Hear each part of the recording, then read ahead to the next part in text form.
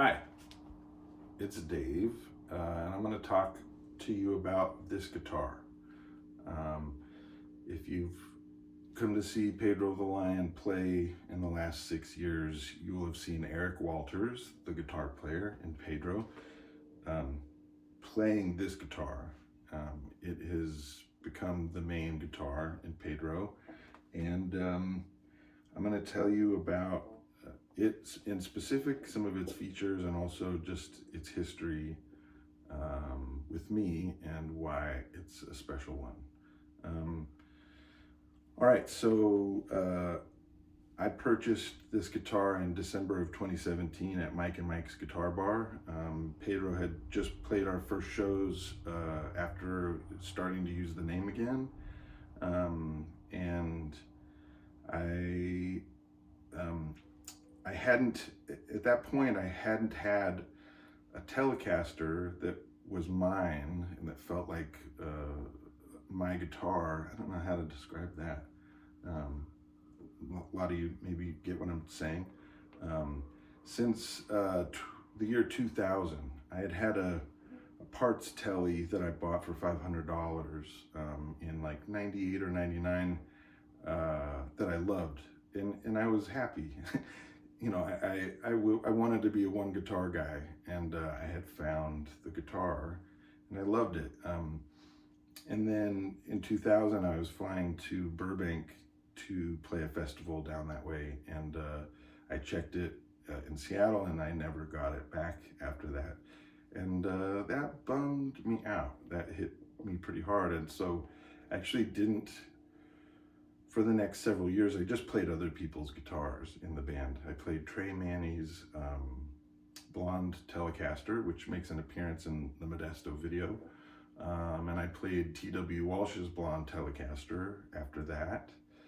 And I had an SG that I bought, but then I sold that, and I just never found that kind of feeling again with the guitar. And so when I saw this at Mike and Mike's Guitar Bar, I felt that little tingle. And originally when I saw it, so it's based on an Esquire style, which is generally speaking means a Telecaster style body with no neck pickup and only a bridge pickup.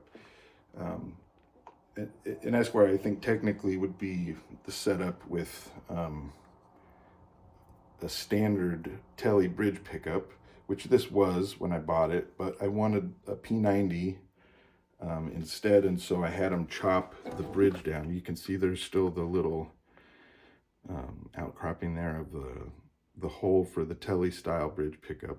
So I had them chop it and then route the guitar a little bit to fit a P90 soap bar. This is a Lawler. And then, I didn't mention, this is a parts Tele also. There's nothing on the headstock. And I believe this is an all parts neck, and it's the big, it's a pretty thick, maybe not quite to the baseball bat neck, although I think it actually might be. It's hard to tell, but I enjoy that. It winds up being really fun to play, but also Lindy Fralin, who's another pickup maker from Richmond, Virginia, he suggests that the more wood you have on the neck, it'll have the effect of brighter low strings and sweeter high strings, which is a sound that I appreciate. So if that's just something to note, you can search for his quote, Lindy Fralin. I think he maybe goes into a little bit more detail, but it's a good word. So yeah, it just yielded a guitar that really felt like my special bud again. And so that was amazing. Also, it reminded me of my grandpa, my mom's dad, Benny Davis. Initially, I think because he went a lot of years with no mustache, and it kind of has that vibe because there's no neck pickup here, and so it feels like mustachioless dude, and it's just really kind of no nonsense and kind of tough, and but also, you know, it's a guitar, so there's a lot of sweetness in there too. And so yeah, I named the guitar for him. So this is Benny Davis, and that's what you call him. And so yeah, this is just a fixture. We always have Benny with us. At the studio, it was used on Santa Cruz a fair amount, on Havasu a little less, though it was on that record, and I think we used it on Phoenix. I honestly can't remember. Maybe Eric could tell me, but and then like I said, live, it's our go-to, and so yeah, it's a special instrument to me, and I think I have tools so that if it gets stolen, I will be able to get over it a little quicker. But yeah, it's a sweetie, and thanks for watching me talk about it.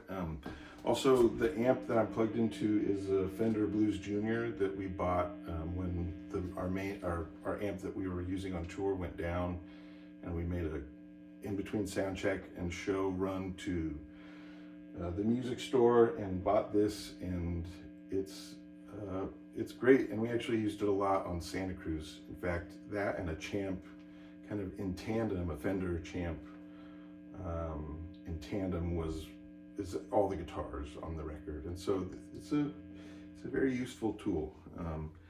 And so yeah, that's a little bit about some of the gear. There'll probably be some more gear videos, either between what we're using on tour and what we used in the studio for some things coming up.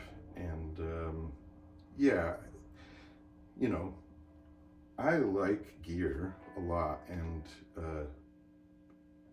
I'm known to talk about it.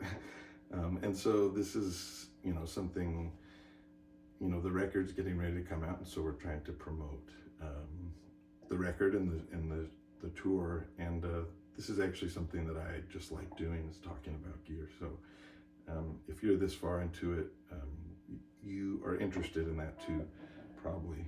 So maybe I'll see you on the next one. Okay, have a wonderful day. Bye.